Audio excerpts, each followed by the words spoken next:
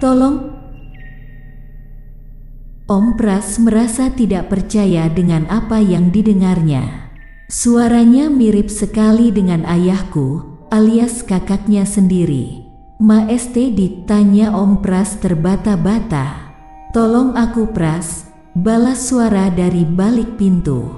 Jangan ganggu saya, Mas. Tolong. Suara itu terus meminta tolong. Ada keinginan Om Pras untuk membuka pintu, memastikan apakah itu benar-benar ayahku. Namun, Om Pras mengurungkan niatnya. Beberapa jam kemudian, suara itu menghilang. Aku jadi terbayang kembali dengan peristiwa 5 tahun lalu. Saat ada sosok yang menyerupai Mbok Wati mengetuk-ngetuk pintu. Hampir saja aku membuka pintu. Untung ada Lastri yang menahanku. Mungkin Om Pras pun merasakan perasaan yang sama. Tak lama setelah suara itu menghilang, Om Pras pun tertidur. Di dalam tidurnya dia mendapatkan sebuah mimpi. Tepatnya sebuah pesan dari ayahku. Malam itu, Om mimpi ada di pinggir sungai, tempat Om dan ayah kamu biasa main semasa kecil, ucap Om Pras. Om Pras duduk di pinggir sungai sambil mengamati aliran sungai yang cukup tenang. Tiba-tiba, ada seseorang yang datang dan duduk di sampingnya. Posisinya membelakangi Om Pras. Pras, ucap sosok itu pelan. Dari suaranya Om Pras sudah tahu itu adalah ayahku. Ya, Mas, aku ngelakuin kesalahan besar, Pras. Kesalahan yang tidak termaafkan. Kesalahan apa, Mas? Aku seorang pembunuh, Pras. Pembunuh? Maksudnya apa, Mas? Tolong aku, Pras. Tolong. Om Pras menepuk pundak ayahku. Ada apa sebenarnya, Mas? Perlahan ayahku membalikan badan. Terlihat wajahnya yang hancur, dengan darah yang terus menetes di dagunya. Seketika itu, Om Pras berdiri dan menjauh. Tolong aku, Pras, ucap ayahku sambil menatap ke arah Om Pras. Tolong bebaskan aku dari wanita itu, lanjutnya lalu menghilang. Om Pras pun terbangun dari tidurnya. Jantungnya berdegup kencang dan keringat bercucuran. Dilihatnya jam dinding menunjukkan pukul 5 pagi. Namun tidak ada keberanian dalam dirinya untuk beranjak dari tempat tidur. Ketika matahari mulai meninggi dan cahayanya mulai memasuki celah-celah gordin, Om Pras pun bangkit lalu pergi ke kamar mandi. Setelah cuci muka, dia langsung menyiapkan pakaian dan pergi ke kantor. Saking takutnya, gila, Om mandi di kantor ayahmu, ucap Om Pras. Kalau aku jadi Om, mending tidur di hotel aja. Dulu, kenapa gak kepikiran sampai sana ya? Om malah tidur di kantor ayahmu. Bisa Kila tebak, dia datang ke sana kan, selidikku. Om Pras mengangguk. Benar dugaanku, ternyata sosok yang menyerupai ayah tetap mengikutinya sampai ke kantor. Malam itu, kantor sudah sangat sepi. Semua pekerja sudah pulang, menyisakan Om Pras dan Satpam di gerbang depan. Sejak pagi, Om Pras memang sudah berniat untuk tidur di kantor ayahku. Malam semakin larut, Om Pras merasakan perutnya mulai keroncongan. Lapar. Sialnya, dia lupa menanyakan nomor telepon Satpam, sehingga tidak bisa memintanya untuk membelikan sesuatu. Terpaksa, Om Pras bangkit dari sofa. Berjalan perlahan melewati ruang-ruang yang gelap. Kret. Terdengar suara pintu yang terbuka, entah dari mana. Om Pras pun mempercepat langkahnya menuju pintu keluar. Sampai di luar gedung, dia pun bergegas menghampiri pos Satpam. Di sana sudah ada Pak Darto yang sedang asik menonton televisi. Tuh, panggil Om Pras, cukup mengagetkan Pak Darto. Maaf, Pak. Ada apa? Bisa tolong belikan saya makanan? Bapak mau makan apa? Di sekitar sini ada apa aja? Malam-malam begini paling cuman nasi goreng atau sate ayam, Pak. Ya udah beliin nasi goreng, ini uangnya. Om Pras menyerahkan selembar uang 50.000. Saya tunggu di sini, ya, lanjutnya. Baik, Pak. Pak Darto pun berangkat dengan mengendarai sepeda motornya. Sementara itu, Om Pras duduk di pos satpam sambil menonton televisi. Pras, sayup-sayup terdengar suara seseorang memanggilnya. Namun, Om Pras tidak memperdulikannya, malah menaikkan volume televisi.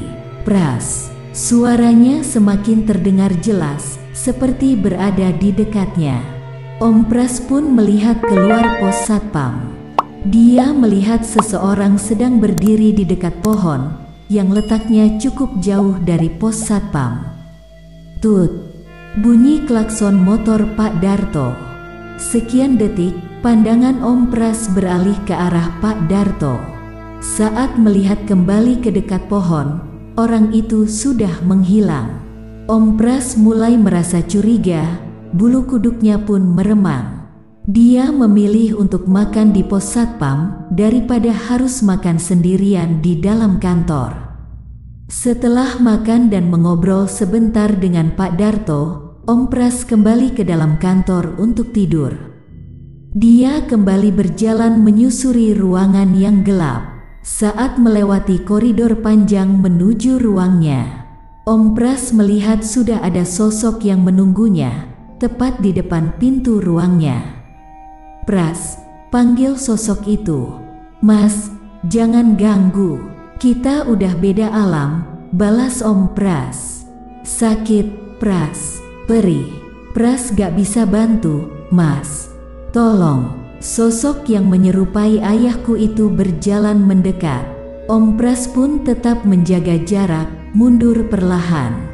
Kemudian, dengan cepat membalikan badannya dan berlari keluar kantor. Pak Darto pun sampai dibuat bingung saat melihat Om Pras berlari ke pos satpam. Ada apa, Pak? Tanya Pak Darto. Enggak, balas Om Pras sambil mengatur nafasnya.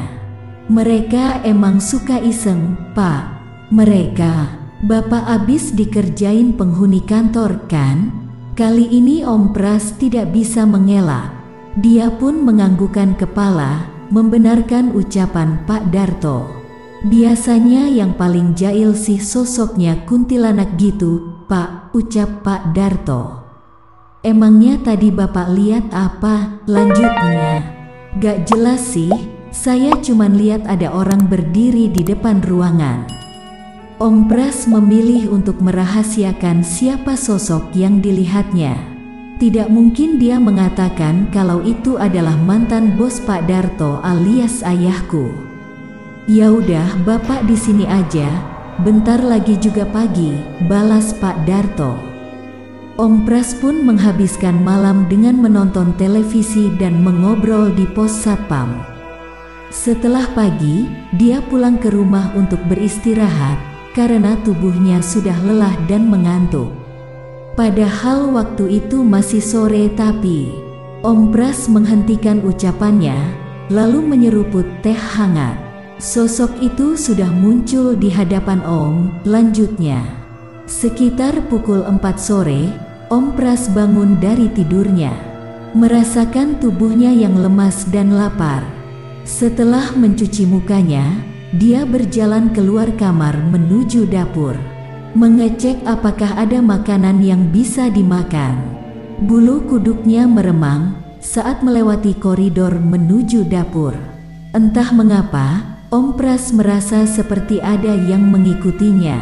Namun, berkali-kali dia menengok ke belakang, tidak ada siapapun di sana.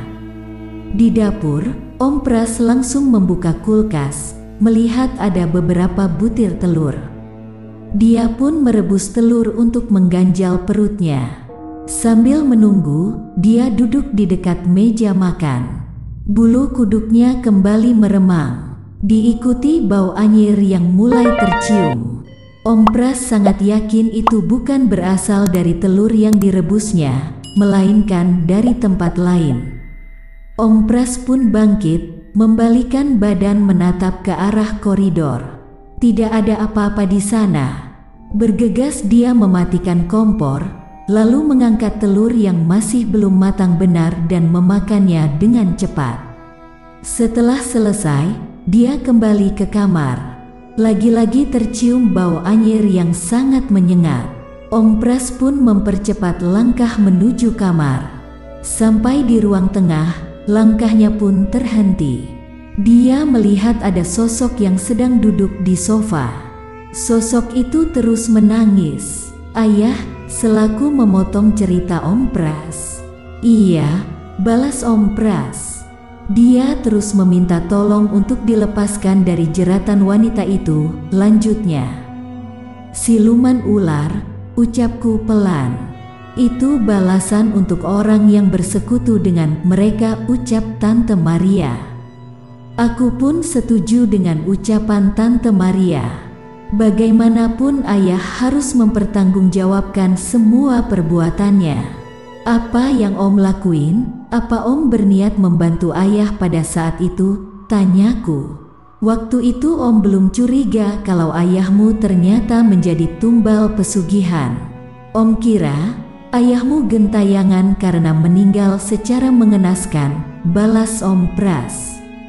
"Terus, kapan Om tahu kalau ternyata ayah itu pelaku pesugihan?" tanyaku. Plus, pas wanita itu datang dan menawarkan sesuatu. Bersambung. Makin menarik dan penasaran dengan cerita selanjutnya kan? Terus pantengin channel Asal Gawe. Jangan lupa like, komen, subscribe, dan bagikan, serta tonton video lainnya. Salam sehat dan sukses untuk semua.